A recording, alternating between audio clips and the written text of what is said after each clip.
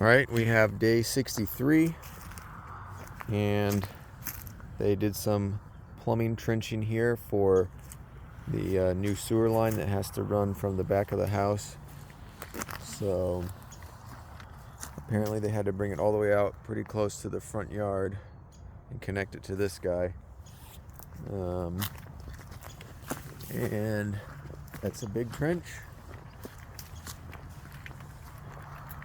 It's a lot of pipe.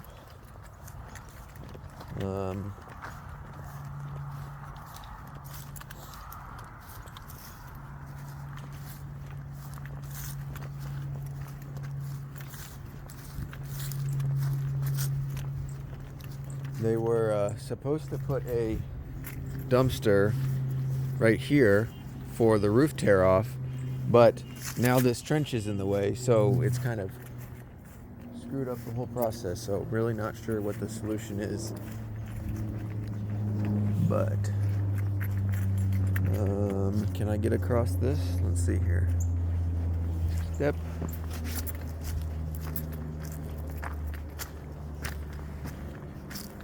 And I guess that's where they're going in. And I think that's pretty much the main thing that happened today. Looks like this is their machine they brought over for this.